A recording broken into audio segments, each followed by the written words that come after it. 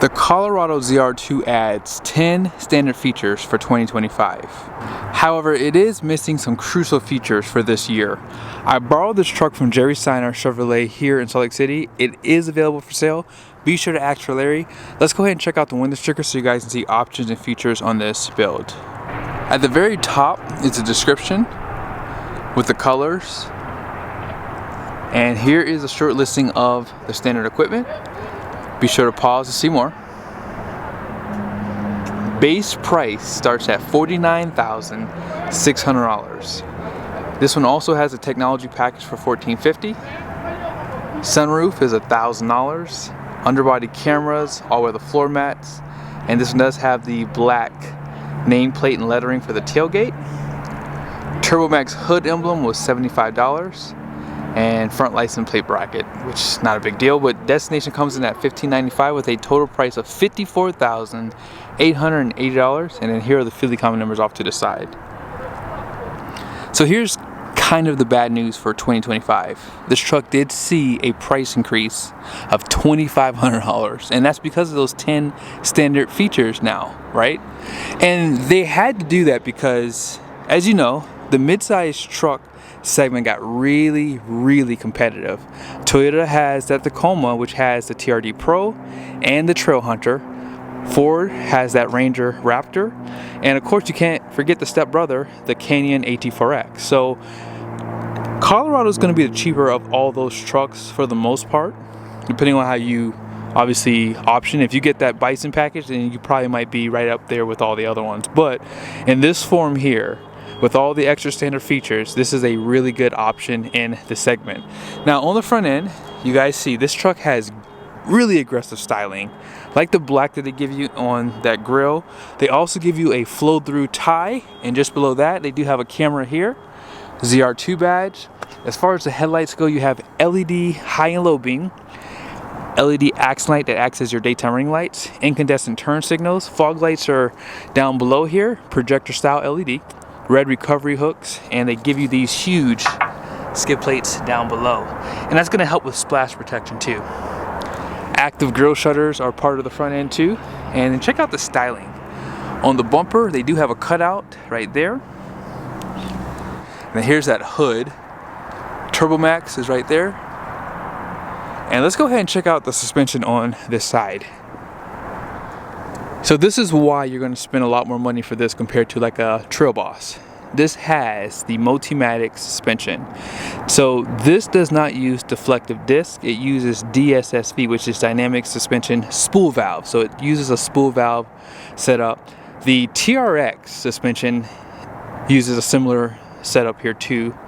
And one thing I like about this suspension is if you do plan on going off-road at high speeds, this suspension is going to really help with dampening. Now they do have like a triangular styling here for this body, and it's going to have an oil reservoir built in there too.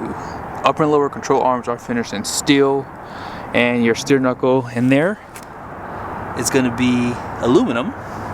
And this does have a 3-inch ride height over the standard Colorados as well. Fabric material for the liner, and then here are the tires. These are the Goodyear Wrangler Territory MTs. It's going to be an LT 285/70/17, so 17-inch wheel. And these tires are basically 32.7 inches tall, 11.2 inches wide. So pretty meaty tire, as you guys see.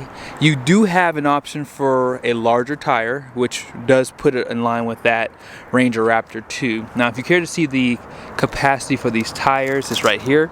2,755 pounds at 50 psi max. I will show you the yellow sticker on the door, but here's a nice side view. This truck does have the rock rails on the side, and you can see that stance too with this one. Plastic fender flares. It would be nice if they gave you an option to paint those, I will say. I like those painted for sure. Painted mirror caps, more cameras, no puddle lights, and then here is your blind spot monitoring. No chrome on this truck either, which I think some people will like. Smart key system on the front doors, painted door handles. And here is down below. They do add these rock rails on the side of the cab You do have a skid plate right there for the transfer case, but they don't give you one for that transmission, right? That's all exposed. Also, your fuel tank is exposed, and they don't give you a diff cover. So if you get that Bison package, you would get skid plates for all those things there. Here's where you're gonna fill up at. 21.4 gallon fuel tank and regular fuel. E-coated frame. Also, check that out. They give you a liner. That's kind of hard to see on these trucks. There is a jounce stop available for this one. And there's more of that Multimatic. They don't put this in a triangular design, however, out back, probably for clearance. But you can see that oil reservoir just a little bit better. And check out the leaves. You do get an additional leaf, that bottom one being a helper spring. Full-size spare tire, although it does have a steel wheel. Front and rear lockers on this truck too. And there's your receiver hitch down there. And I didn't mention, but 6 lugs, 4 piston brakes out front. ZR2 badge. And you have a mixture of LED lights and incandescent bulbs in those tail lights. You see the blackout lettering on this truck too. Rear parking sensors. Let's see if this is assisted. It is. Spray and bed liner, 400 watts of power. There is bed lighting available for this truck too. And up top there is some lights, incandescent bulbs. They also provide this storage. It is waterproof too. Only if you secure it, that is. And this is a side view of the truck. GM still offers this 2.7 liter inline 4 known as the Turbo Max. This engine is actually a pretty good one. Now, I will say the Ranger Raptor does have a twin turboed V6. They actually have 2 twin turbo V6s. They have a 3 liter and a 2.7 liter. With that being said, the Raptor has a 3 liter and it has more horsepower, more torque compared to this engine. Now, with that being said, this one puts out 310 horsepower and 430 pound-feet of torque. That's pretty insane for a mid-size pickup truck, especially for this being the base engine. All that power does go through an 8-speed transmission. And this engine is pretty overbuilt. It has a fully forged bottom end.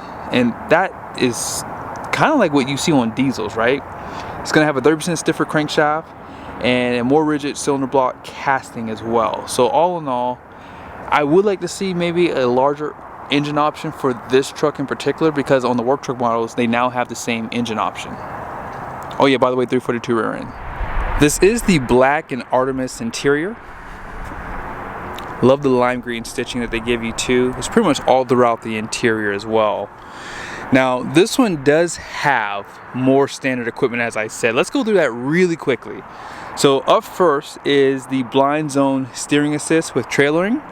Also, rear cross traffic braking, rear park assist, which you guys saw out back. Those parking sensors were an option on this truck last year.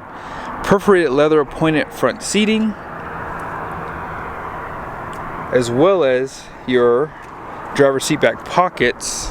Let's go ahead and show that really quickly. So these seat back pockets were an option on this truck last year. Now, as far as the driver memory goes, that is going to be these buttons here. So now you have the driver seat buttons standard, as well as ventilated front seats, heated steering wheel, and wireless charger. So those features are now standard. This truck does have the technology package as you guys saw. So that's going to give you the Bose premium sound system, adaptive cruise control. And yeah, this truck has a lot of nice features, so it's definitely a really good contender for sure. Love that camouflage they give you right there. Trailer brake. You can dim down this 12-inch screen. Let's go ahead and check out the passenger side. No power seat on this side. 10-way with lumbar. And here is the dash, more of that camouflage, says ZR2 right there. Here's the glove box. Decent size. You guys saw that this was an option. You also see those liners on the floor. They cover a good bit too as well. On the roof. Oh, they did upgrade this is new for 2025. This looks a lot better. Out back, they do provide a 60/40 bench. Ford Ranger don't offer that, which is kind of crazy. A little bit of storage too below the seat. And these seats do have perforated leather. Ford Ranger don't offer that either. Ford Ranger also don't offer air vents out back either. So this truck it wins in a lot of cases. 2 USBs. You also have a 120 volt power plug down there. However, you do have to manually open and close this rear glass. It does have defrost. I like the fact that you can drop these headrests down for better visibility. And here's your armrest. I believe this might be, I think this might have been standard last year, I think. They still use incandescent bulbs for the interior. Push button start. And I didn't mention, but you do have a tilt and telescoping steering wheel. And this steering wheel is pretty thick too, I like that. No heads-up display, which is shocking from a GM product. But they do make up for it for these screens, I'm not gonna lie. I believe this is a 11.3 inch screen. Now, as you saw, this had all the cameras on the outside, so you have 360 camera view. And check that out. That's pretty cool. I love the fact that they give you the underbody camera. So cool. You can see different views on it too.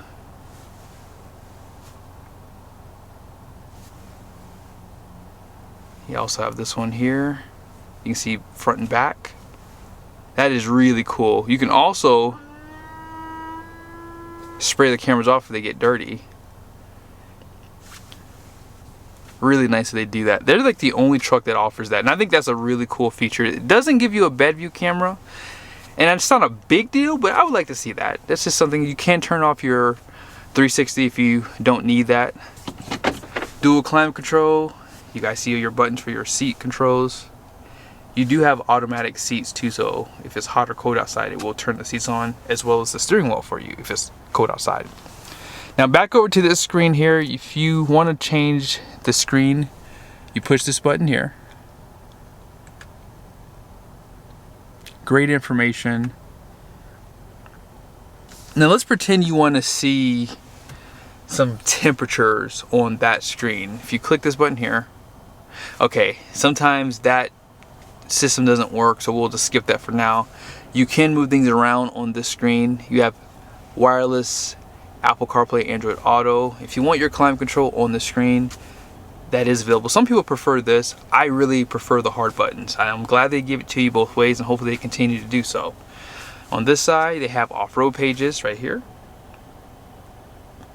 Sometimes their system, it'll do this every once in a while. You have to turn off the truck, open the door, and then start it again. It's rare that it does it, but when it does it, it does it. Just saying. But front and rear lockers right here. Auto stop start, caution lights. This is your lane keep assist, auxiliary, and you can drop all the windows down together.